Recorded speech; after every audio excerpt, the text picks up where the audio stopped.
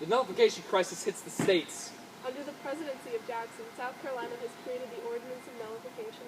This says that the states can refuse to recognize and enforce laws passed by Congress. In other news, Terrence Mann treats tax-funded education. Mann says that an education reform would equalize the conditions of men. Tax-funded education will allow all people to receive an education and greatly benefit America. Until this, only the wealthy have been able to afford education, so this is good. In other news, reformers all over our great country are creating institutions that they hope can make unsavory citizens into morally righteous members of society. Up until this point, we've seen crimes punished by whipping, fines, and banishment. The poor received aid in their own homes. Orphans lived with neighbors, and families took on the burden of their elderly, forgetful folk. But now we are seeing the creation of jails for criminals, poorhouses for the destitute, and asylums for the insane, and orphanages for, well, orphans. They're hoping that the way to cure these undesirables is to lock them up with a bunch of people with the same problems and talk to them for a while. We'll keep you posted on that one. Due to inclement weather, this newscast will be continued at our indoor location. And now to our current events coordinator, Angus Magruber, for the scoop on the matters of today.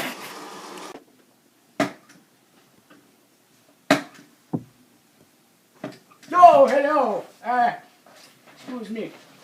Thank you. You have received reports that Robert Owen, the founder of the Owenites, which are a startup cult-like group of Americans that believe in communistic ideals, has announced the start of a new newspaper dedicated to the views and happenings of the Owenites. So, the Owenite Society, the society called New Moral World.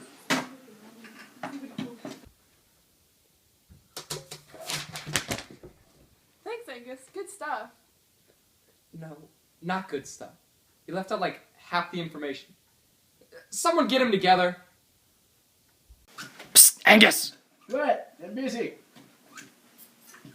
Oh, I'm sorry. Another newspaper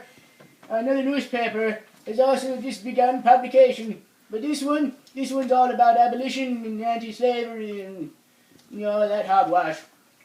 Back in my day, people wouldn't even look at you unless you had 20 slaves.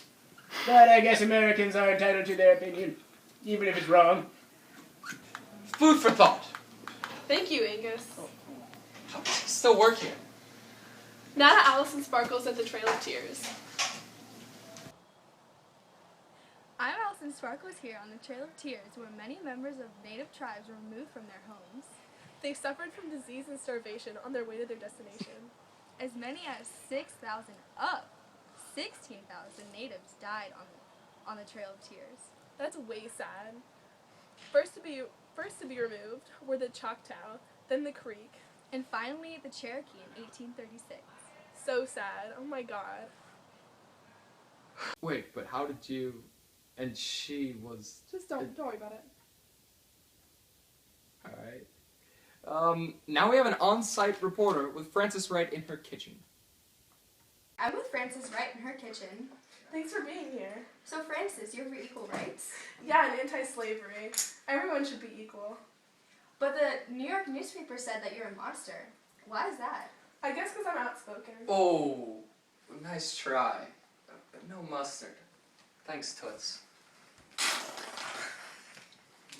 Well, it's great talking to you. Thanks for being here.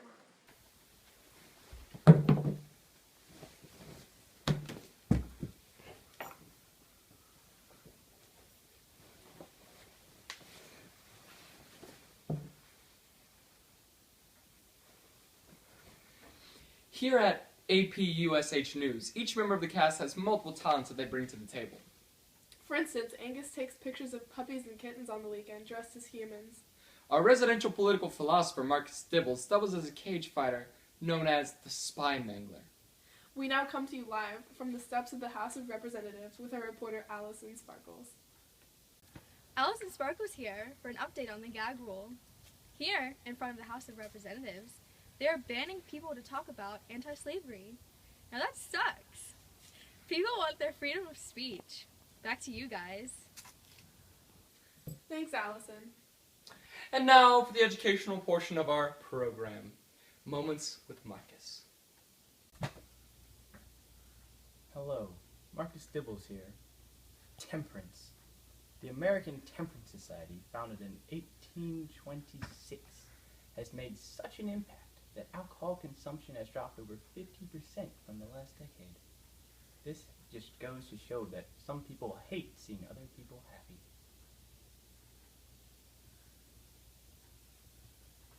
Thanks, Marcus. The man of many talents. That man is the smartest person I think I've ever met. On an unrelated note, we have Allison Sparkles here to give her opinion on the temperance movement. I can understand why they're not making people happy. I mean, they are taking away. I mean, it did decrease people consuming alcohol. I understand how it's bad, but if it makes people happy, they should be happy. Like, happiness is key to staying alive.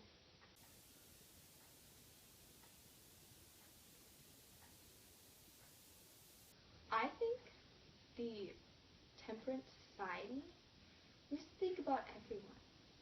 I mean, about the rich people and the less fortunate people. I mean, they're poor, so they need to get happy because they don't have a lot of money. I mean that's what poor people don't have a lot of money. So with having alcohol, maybe that makes them happy, or having someone they love makes them happy. So yeah, and then there's different people in different areas. They need to be happy too, like in the jungle, in the desert. Thanks, I guess. Alright, so let's get back to some higher level thinking. Marcus,